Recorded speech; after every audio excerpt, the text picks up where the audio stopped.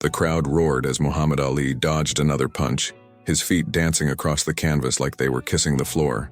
But behind the glory of the championship fight, a storm was brewing that would test the greatest not in the ring, but in the court of public opinion.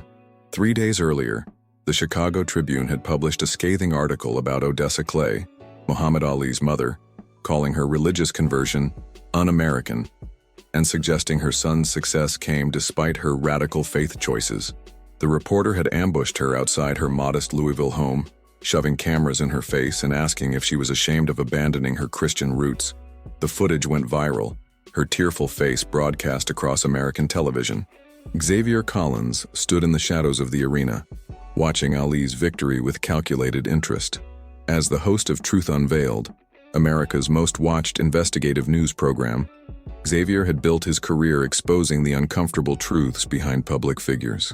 Tonight, he had secured an exclusive interview with Ali immediately after the fight, an interview that would either destroy or elevate the champion's legacy. What Xavier didn't know was that Ali had seen the footage of his mother's harassment, and the fire burning inside him wasn't just from victory in the ring. "Ladies and gentlemen," the announcer's voice boomed through the arena, "your winner and still heavyweight champion of the world, Muhammad Ali." The crowd erupted as Ali raised his gloved hands, his face glistening with sweat, but his eyes hard with determination. He knew what was coming next. He knew about Xavier Collins waiting backstage with pointed questions about his mother's faith and his own controversial beliefs. What America didn't know was that Ali had prepared a response that would shake the foundations of religious prejudice in the country. As Ali walked toward the locker room, his trainer whispered, "Collins is waiting. He's going to ask about your mama. You sure you want to do this tonight?" Ali nodded, his jaw set. "They came for my mother," he said, his voice low but firm. "Now I'm coming for them." The door to the press room opened, and there stood Xavier Collins, microphone in hand, his signature smirk promising viewers at home that blood was about to be spilled. Not in the ring, but on live television where words cut deeper than any punch ever could. The lights in the press room were blinding, camera flashes popping like miniature lightning bolts as Muhammad Ali took his seat across from Xavier Collins. The tension in the air was thick enough to slice with a knife. Reporters jostling for position, eager to witness the collision between America's most controversial athlete and its most ruthless interviewer. "Champ, congratulations on defending your title," Xavier began, his voice smooth as silk but his eyes calculating. "But there's another fight happening outside the ring that has America talking. Your mother was recently confronted about her conversion to Islam, a decision that many Americans find troubling." He paused, letting the word hang in the air. "Care to comment on the backlash she's facing?" The room fell silent. Everyone expected Ali's famous bravado, perhaps even his characteristic rhyming retort. Instead, Ali leaned forward, his eyes locked on Xavier's with an intensity that made the interviewer shift uncomfortably in his seat. "My mother raised 7 children in a country that didn't see her as fully human," Ali began, his voice steady but charged with emotion. "She scrubbed floors in white folks' homes so I could have shoes on my feet. She prayed every night for a world where her children would be judged by their character, not their color. And now you all want to judge her for finding peace in a faith that treats her with dignity?" Xavier wasn't backing down. "But surely you understand why Americans are concerned when prominent figures embrace what many consider foreign, even radical religious ideologies." "Foreign?" Ali interrupted, his voice rising. "Let me tell you something about foreign. My ancestors were dragged to this country in chains. Their names, languages, religions all stripped away. My mother's grandparents were born slaves, Mr. Collins. So when you talk about what's American, remember whose blood and sweat built your America while being denied a place in it." The camera operators exchanged glances. This wasn't the standard post-fight interview. This was raw, unfiltered truth erupting on live television. Xavier attempted to regain control, but Ali was just warming up. "You know what's un-American?" Ali continued, "harassing an elderly woman on her doorstep because she found God in her own way. You know what's radical? Thinking you have the right to tell another human being how to worship." His voice wasn't loud, but it commanded the room. "My mother taught me that faith is between a person and their creator. No government, no newspaper, and certainly no television host gets to stand in the middle of that relationship." Xavier Collins, sensing the narrative slipping from his grasp, tried a different angle. Your critics say your mother's conversion was influenced by your own controversial religious choices. Choices that led you to refuse military service while young Americans were dying in Vietnam. My mother makes her own choices. Ali cut in. Always has. She raised a man who stands on principle, even when it costs him everything. I didn't dodge the draft, Mr. Collins. I faced it head-on and accepted the consequences. They took my title, banned me from boxing, threatened to imprison me, all because I stood by my faith and conscience. The press room was completely silent now. Reporters frozen in place, captivated by the unfolding drama. Ali's trainer stood in the corner, a proud smile spreading across his face. This was Ali at his most powerful, not throwing punches but landing truth after devastating truth. You know, Ali said, his tone softening slightly. My mother called me after that reporter ambushed her. Know what she said? She said, "Son, don't you worry about me. They can say what they want, but they can't touch my soul." That's the woman who raised me. That's the faith that guides her. Strength in the face of hatred, dignity when others try to strip it away. Xavier Collins opened his mouth to respond, but for the first time in his broadcasting career, he found himself speechless. The calculated attack he had planned was crumbling before the authentic power of Ali's words. The champion wasn't just defending his mother, he was forcing America to confront its hypocrisies about faith, freedom, and who gets to be considered truly American. Outside the arena, crowds had gathered around television screens in bars and storefronts, watching the interview unfold. In living rooms across America, families sat in stunned silence as Ali's words penetrated decades of prejudice and misunderstanding. Something was shifting in the national consciousness, all because a son refused to let his mother's dignity be sacrificed on the altar of sensationalism. The interview wasn't over, but something had fundamentally changed in that press room. Xavier Collins had come looking for controversy and ratings. Instead, he'd found himself face to face with a truth too powerful to manipulate, delivered by a man whose courage extended far beyond the boxing ring. The press room remained hushed as Xavier Collins attempted to regain his footing. He shuffled the notes in front of him, buying time, the confident smirk replaced by a furrowed brow. This wasn't going according to plan. He'd expected to corner Ali, to force him into either defending what many Americans considered radical beliefs or disavowing his mother's choices. Instead, Ali had turned the tables, putting American prejudice itself on trial. "Let's shift gears," Xavier said finally, his voice lacking its usual authority. "Your upcoming fight with—" "No," Ali interrupted, his voice calm but firm. "We're not shifting gears. You came here to talk about my mother's faith, so let's talk about it." He leaned forward, elbows on his knees, looking not at Xavier but directly into the camera. To everyone watching who's ever been made to feel ashamed of their faith, their culture, their heritage, stand tall. America was built on the promise of religious freedom, but too often that promise only extends to certain faiths, certain people. A murmur rippled through the press room. This was unprecedented. A sports champion using his platform not just to defend his family, but to deliver a sermon on American values that cut to the nation's core contradictions. In the control room, producers frantically debated whether to cut the feed, but they knew it was too late. The whole country was watching. My mother found peace in Islam after 7 decades of living in a country that told her she was less than. Ali continued. She found community when society wanted to isolate her. She found strength when the world tried to break her. And for that you want to shame her? He shook his head slowly. That says more about America than it does about my mother. Xavier Collins, seeing his carefully constructed narrative collapsing, tried one last tactic. There are reports that your mother has been attending radical meetings associating with known extremists. Ali laughed, a genuine laugh that echoed through the silent room. My mother attends prayer groups with other elderly women. They cook meals for the sick and collect clothes for the poor. If that's extremism, this country needs more of it. His eyes narrowed. But I see what you're doing. When a black woman embraces Islam, suddenly her prayer group is a radical meeting. Her friends are extremists. That's the game America has always played with us. In living rooms across America, conversations were erupting. Some viewers were angry, feeling their worldview challenged. Others were nodding in agreement, seeing familiar patterns of prejudice laid bare. But regardless of their reaction, no one was changing the channel. This was television that transcended entertainment. This was history unfolding in real time. My mother was shamed for finding her own path to God, Ali said, his voice growing passionate, a path that gave her dignity after a lifetime of being told she wasn't enough. And I'm supposed to sit here and apologize for that? No, sir, not today, not ever. Xavier Collins, a man who had built his career on keeping interviewees off balance, found himself struggling to form a response. The carefully prepared questions in front of him suddenly seemed shallow, manipulative. For perhaps the first time in his professional life, he was confronting the real human cost of the controversies he so eagerly stoked for ratings. In the corner of the room, Ali's longtime friend and photographer Howard Bingham was capturing every moment.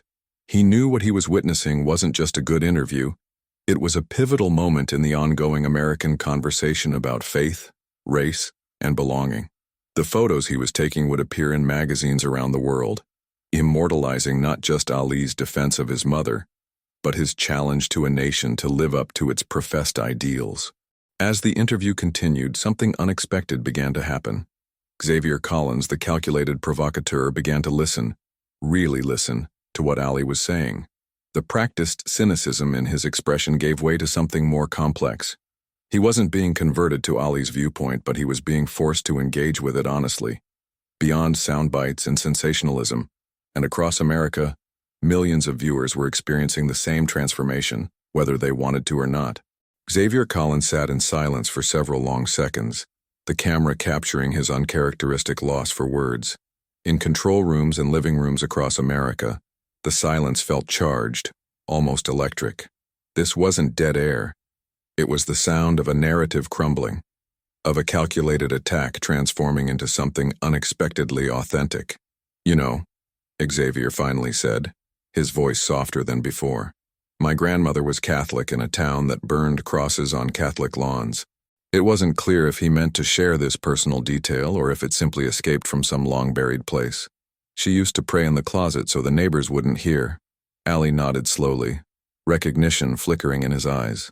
For a brief moment, the champion and the interviewer weren't adversaries, but two men whose families had navigated America's complicated relationship with religious difference. Your grandmother shouldn't have had to hide her prayers, Ali said gently. Neither should my mother.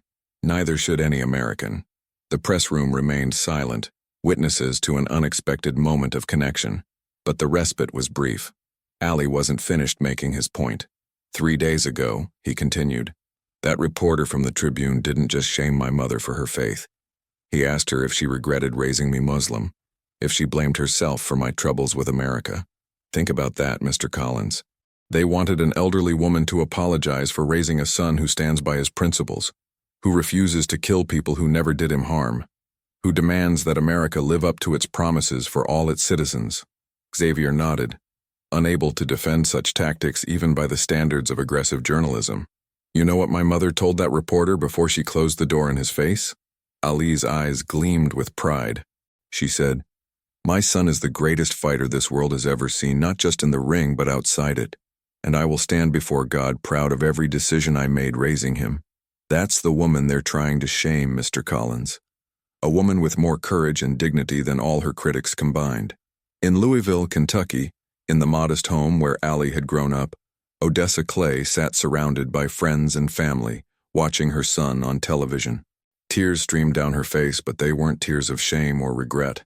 They were tears of pride, of vindication, of a mother seeing her son become not just a champion of boxing, but a champion of justice. Back in the press room, something remarkable was happening. Reporters who had come for a sensational story about religious controversy were putting down their pens, captivated by the raw humanity of the moment. This wasn't about Islam versus Christianity, or America versus foreign influence. It was about a son defending his mother's right to dignity and spiritual fulfillment, a story as old as humanity itself. Let me tell you something about my mother's faith, Ali said, his voice warming with affection. It taught her that charity isn't just giving money but giving respect. It taught her that prayer isn't just words but action. It taught her that different doesn't mean dangerous. He looked directly at Xavier. Wouldn't this country be better if we all learned those lessons, regardless of which house of worship we attend, if we attend one at all? Xavier Collins, despite himself, nodded in agreement. It would, he admitted. Then why are we having this conversation? Ali asked, spreading his hands. Why is my mother's personal relationship with God front page news? Why are cameras on her doorstep instead of addressing the poverty in Louisville, the failing schools, the police brutality? The question hung in the air, unanswerable because the answer was too uncomfortable. Because sensationalism sold papers and drove ratings. Because stoking fear of the other was easier than addressing systemic problems. Because America was still wrestling with who belonged and who didn't. As the interview approached its conclusion, it was clear to everyone watching that something unprecedented had occurred. What should have been a contentious exchange designed to generate headlines had instead become a powerful meditation on faith, family, and American identity. Ali had come to defend his mother, but in doing so, he had articulated a vision of America that challenged the nation to expand its understanding of who counted as truly American. In homes across the country, viewers of all backgrounds found themselves confronting their own biases, reconsidering assumptions they'd never before questioned. It wasn't comfortable, but it was necessary. The kind of national conversation that happens too rarely and is too quickly forgotten. As Xavier prepared to wrap up the interview, he asked one final question, but his tone had changed completely. Gone was the gotcha journalist looking for a viral moment. In his place was a man genuinely seeking understanding. "What would you say," he asked quietly, "to Americans who fear what they don't understand? Who see different faiths, different cultures, as a threat to their way of life?" Ali's expression softened. This wasn't the question he'd expected, but it was perhaps the most important one. The next morning, America woke to newspapers across the country carrying the same headline: Ali's defense of mother stuns nation. Video clips of the interview flooded morning shows, with commentators from across the political spectrum weighing in. But for once, the conversation wasn't about controversy or scandal. It was about the power of a son's love for his mother, and about America's ongoing struggle to truly embrace religious pluralism. In the modest Louisville neighborhood where Odessa Clay lived, something remarkable was happening. Flowers began appearing on her doorstep, not just from supporters of her faith, but from Christians, Jews, and people of all backgrounds who recognized in her story the universal desire for spiritual fulfillment and dignity. Local ministers who had previously condemned her conversion now called for community dialogues about religious respect. The very newspaper that had publicized her shame now ran an editorial questioning its own coverage. 3 days after the interview, Xavier Collins did something unprecedented in his career. He issued an on-air apology. "In our pursuit of ratings, we too often forget the real people whose lives are affected by our coverage," he said, looking directly into the camera. "My interview with Muhammad Ali taught me that good journalism isn't about creating division, but about fostering understanding, even when that understanding challenges our preconceptions." The apology sent shockwaves through the media industry. Producers and editors across the country began questioning their own coverage of religious minorities, particularly Muslim Americans, who had long been portrayed through the lens of suspicion and foreignness. Meanwhile, Ali had returned to Louisville to be with his mother. They sat together on her porch swing, watching neighborhood children play in the street, occasionally interrupted by well-wishers stopping by to express their support. "You didn't have to do that, son," Odessa said, patting his hand. "I've dealt with people's judgments my whole life." Ali smiled. "I know, Mama, but it wasn't just about you. It was about all the mothers out there being made to feel ashamed for their faith, all the children being taught that their families don't belong." He looked out at the neighborhood where he'd grown up, now transformed by the national conversation he'd sparked. "Sometimes the most important fights happen outside the ring." Odessa nodded, tears welling in her eyes. "Your father would be so proud," she whispered. "Not of the championships or the fame, but of this, standing up for what's right, even when it costs you." Ali squeezed her hand. "I learned that from you, Mama. Both of you." As the sun set over Louisville, casting long shadows across the neighborhood, mother and son sat in comfortable silence. The controversy hadn't magically disappeared. America's tensions around race and religion were too deeply rooted for that. But something had shifted. A conversation had begun. Questions were being asked that had long been avoided. In living rooms across America, families were talking, really talking, about faith and prejudice and what it meant to be American. In newsrooms, journalists were reconsidering how they covered religious minorities. In communities large and small, people were looking at their neighbors with fresh eyes, seeing humanity where they had previously seen only difference. It wasn't a revolution, but it was a beginning. And it had started because a son refused to let his mother's dignity be sacrificed on the altar of sensationalism. Because the greatest fighter in the world understood that some battles matter more than those fought in the ring. Because sometimes, the most powerful punch is truth spoken with love. In the years that followed, Odessa Clay became an unlikely symbol of religious freedom in America. Women of all faiths and backgrounds sought her wisdom, drawn by her quiet strength and unshakable dignity. The press that had once hounded her now celebrated her as an example of America's promise of religious liberty made real. As for Muhammad Ali, his defense of his mother became as much a part of his legacy as any championship fight. He had always been more than a boxer. He was a man who fought for justice both inside and outside the ring. But in that moment, when he had shattered the critics who sought to shame his mother for her faith, he had shown America that true greatness lies not in physical strength, but in the courage to stand up for those you love, to speak truth to power, and to demand that a nation live up to its highest ideals. The interview that was meant to shame instead became a catalyst for healing, for understanding, for the slow, difficult work of building a country where faith is treated not as a dividing line, but as a deeply personal journey deserving of respect, where mothers and sons of all backgrounds can walk with dignity, secure in the knowledge that their beliefs and their bonds are seen not as threatening, but as essential threads in the American tapestry. And it all began because a son refused to let his mother stand alone,